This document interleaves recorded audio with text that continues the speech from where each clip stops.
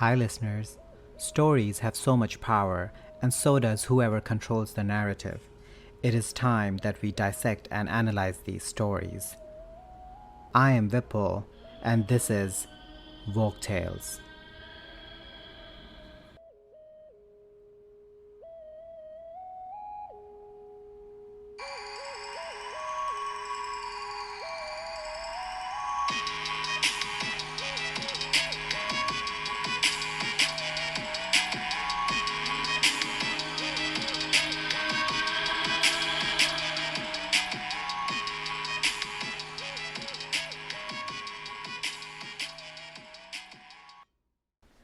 Hi, everyone.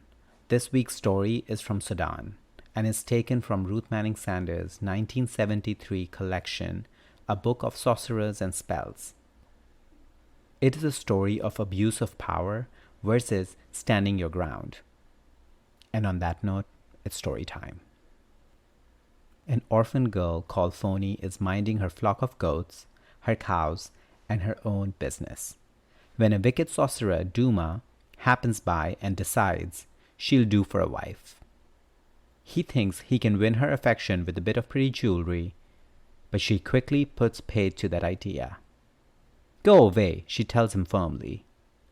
I don't want your earrings, I don't want your beads, I will never be your wife, no, never. I'd say that's pretty unequivocal. But wicked sorcerers are not known for their ability to take a hint, and Duma turns all Foti's goats into stones in an attempt to make her change her mind. She doesn't. The next day, when he comes back with promises of rubies and diamonds, she shouts at him to go away. Offended, he turns all her cows to stones. She has no herd left, and without it, no livelihood. When you are my wife, the sorcerer assures her, you shall live like a queen. I don't want to live like a queen, Foti retorts furiously.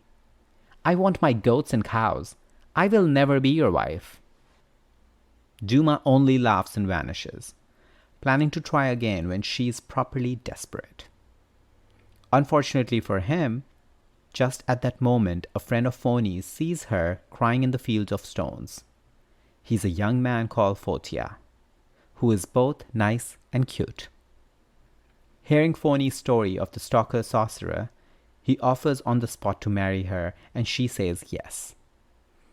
Duma, who has made himself invisible so he can spy on the effects of his spell, is enraged. He turns Foti into a bear and Fotia into a lion. Being a very powerful sorcerer does not necessarily give you a mature approach to relationships. His plan doesn't work as well as he might have liked.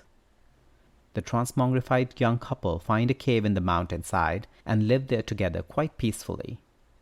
The biggest problem is diet. As a lion who doesn't remember being human very well, Fotia is constantly trying to convince Foti to eat the meat he drags home, while she patiently reminds him she is actually vegetarian now. One day, he finds a little boy asleep under some bushes near the cave and brings the child home, hoping that such a lovely morsel will tempt Foti. It certainly makes her happy, but not in the way Fotia expected. Foti still remembers being human and, far from eating the little boy, she adopts him. She isn't to know that he is really the king's son and that huntsmen are everywhere searching for him, led by the king himself. When they find the boy's cap amidst a lion's tracks, they are sure he must have been eaten. Distraught, the king follows the tracks to the cave, intending to exact his revenge on the lion. Only when he gets there, he sees his son very much alive, being carried around in the arms of an adoring bear. Foti sees the king, works out what has happened, and carries the boy out to return him. The prince doesn't like that. He's having fun in the cave and wants to stay with her. When the huntsmen raise their spears to kill the bear, the prince screams furiously. Realizing there's something a bit odd about all this, the king has both Foti and Fotia tied up and brought back to the palace with him instead, where they can be examined by his personal sorcerer, Salem. Salem takes one look at the pair of them and recognizes the handiwork of his old enemy, Duma. He explains the situation to the king and comes up with a plan to set things right. The lion and bear are locked in a garden with enough food to last them 40 days, while outside the spiked iron gates, Salem builds an enormous fire. On the 21st day, Duma takes the bait. He sends a violent storm to put out Salem's fire. Salem fights back with piles of wood to keep it alive. At last, a scream rises from the mountain. Duma's hubris has finally rebounded upon him. With his death, his spells are broken. Foti and Fotia are returned to their human shapes, and as a reward of excellent childcare, the king throws them a lavish wedding. They return to the mountain to find Foti's herd likewise restored, peacefully grazing like nothing exciting has happened at all. The end.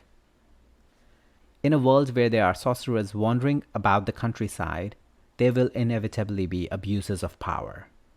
Duma's deliberate destruction of Foti's livelihood in an attempt to coerce her into marriage is the most basic form of blackmail. But he never bests her, not even when she is trapped in the shape of a bear. Judging by Salem's reaction, this isn't the first time Duma has misused his powers. It's pretty satisfying that his inability to accept no as an answer is what eventually brings about his destruction. On that note, bye for now. Let me know your thoughts on the story and our discussion by emailing me on folktalespodcast@gmail.com or through social media at folktalespodcast on Instagram and folktalespod on Twitter. And please rate, review, and like Folktales Podcast, and don't forget to subscribe so you can easily access our weekly stories. If you have any story recommendations, or if you want to come dissect and analyze a story with me, give me a shout out on email or social media, because whatever you do, keep dissecting and keep analyzing.